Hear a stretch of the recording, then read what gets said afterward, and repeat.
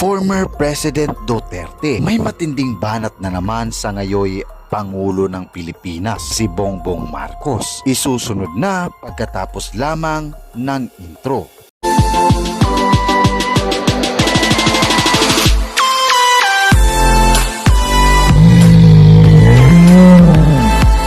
Please subscribe to Palermo Stories. Sa idinaos nga na prayer rally ng Sunshine Media Network International SMNI sa Manila, pinanata na naman ni dating Pangulong Rodrigo Duterte ang mga pinaplanong pag-amyenda sa konstitusyon sa ilalim ng administrasyon ni President Bongbong Marcos. Aniya pa, Marcos doon, Marcos dito. Basta panahon ng Marcos, sabay mura. Nakikialaman talaga yung konstitusyon. Pinapahaba yung trabaho. Huwag kayong pumayag sa ganoon. Kababuyan yan sa adpa ni Duterte. Kaugnay niyan ating pakinggan ang kabuuang video. Ito yung konstitusyon ngayon.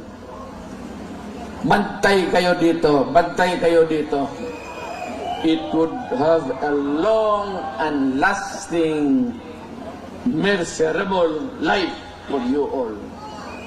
Ito yung konstitusyon natin. Ang una talang gumalaw nito, iba-iba niya, si Marcos. Maniwala ka hindi.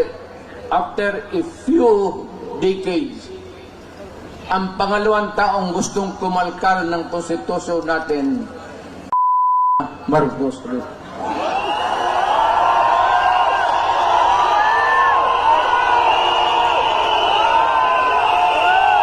Ano ang dahilan? Gusto lang nilang ito. Sabihin man itong mga naging congressman rin ako.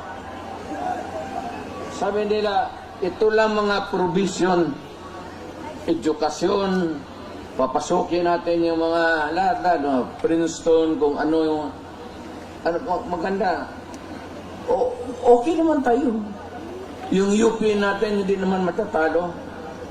Education, advertisement.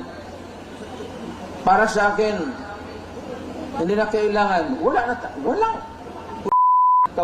kwenta. Yan ang excuse ni Marcos noon. Pati ang excuse ni Marcos noon. Marcos. Pareho yung linya. Except dito, sa isang linya lang, nandyan. Yan lang ang target nila.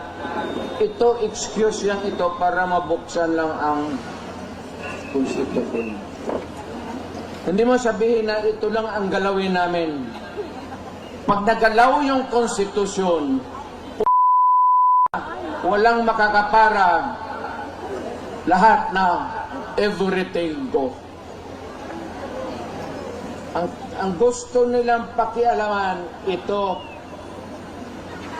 yung termino ng tatay niya, na bunalaskog niya, at itong konstitusyon ngayon, ni Martin Romualdez, asawa ni Lisa, kasi si Bongbong. Ano ang gusto nila? Pahabaan ang konstitusyon. Kasi noon nga, nilampastagan ni Marcos, napaalis siya sa Pilipinas, sinauli yung original. Pero, ginawang original, pero ang ginawa, one term lang ang president. 6 years, walang re-election. Kagaya sa akin. Yung konstitusyon na inabot under which Marcos was elected, ganon rin. One term, 6 years. Ito, excuses na lang ito. Kagaya nito ni Marcos rin sa tatay niya. Ang puntarya talaga nila, ito, dito, ito. Yung term extension.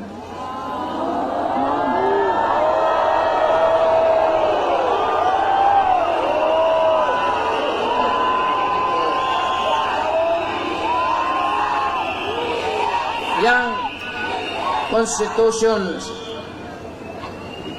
kung saan na siya nahialal, 1 term, 6 years. Ngayon, gusto nilang tsak-tsak, People's Initiative. Ang balita ko, may pangatlo na yan, Constituent Assembly by Congress. Mukhang inumpasahan na nila kahapon. Mas madali yun at walang objection. So, kung may galawin man ang konstitusyon, isa lang. Pahabain lang talaga ni Marcos kung anong ginawa ng tatay niya, gagawin. Ako, na-elected ako under this constitution. It says that I served 6 years. Then after that, I go out. Umalis ako. Pero itong mga tao talaga, Marcos doon, unang panahon, Marcos dito, basta panahon ng Marcos, napakialaman talaga yung konstitusyon, pinapahaba yung trabaho. Huwag kayong pumayag na ganon. Kababuyan yan. Sabi ko sa iyo, hindi tayo magkakilala lahat. Kung unang panahong nakita tayo dito sa Maynila, magpatayan tayo. Ilocano ka, Batanggenyo ako, Bisaya ako, Waray, Buro. But in 1935, yung matatanda natin, yung mga minuno natin,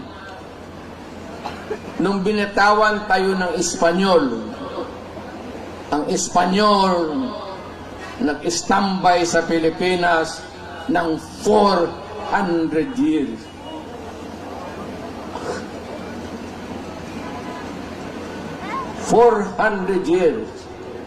Pumasok ang Amerikano because there was an American-Spanish War, natalo ang Espanyol, nawala sa kanila ang Mexico, yung mga Marianas Island, pati Philippines, sinurrender nila sa Amerikano. So, ang umupo ulit dito ang Amerikano.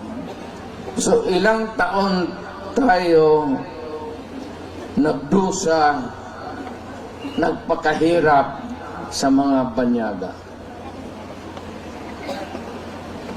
Ngayon, may isang presidenteng dumaan na matagal na dinispat sa naman sana namin, pati ito ngayong anak, may tuyo sa ulo talaga ang mga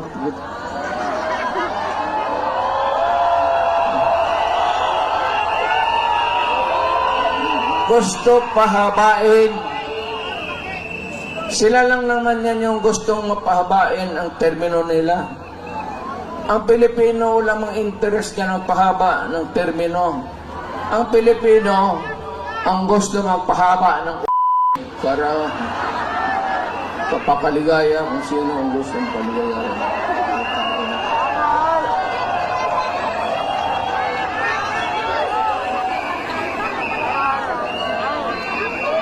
Hindi na ako magtatagal kasi marami pong salita.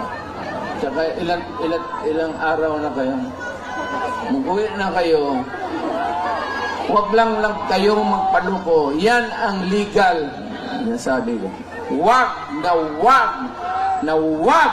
ninyong pumayag na mangyari yan. Kasi mapalitan nila ngayon, walang siguro ko mapalitan sunod na eleksyon. Kasi ang gusto nila, presidential republican type of government. Ang Pilipino, tayong lahat dito, may isang boto para sa presidente. Ngayon, ang gusto nila itong Congress, tutunawin nila gawain ng parliament. ang boto sa presidente o prime minister, ang tawag na dyan hindi presidente, prime minister na, ang mga assemblyman o kaya yung mga congressman ngayon, hindi na kayo makaboto. Nada. No more. Kaya huwag kayong pabayag. Bas pinamatunaw na yung mga kamay ninyo. Sabihin ninyo doon sa kapitbahay ninyo, kapag pumirma ka niyan, papatayin kita. Patayin na lang, magpatayan na lang kayo dito lahat.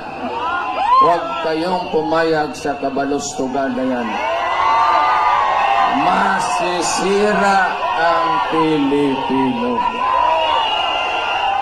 You would lose your direct vote. Ako gusto si Marcos. Ako gusto si Ramos. Ito, isang boto ko lang to. Oh. Ito, gusto ko si Villar. Isang boto lang.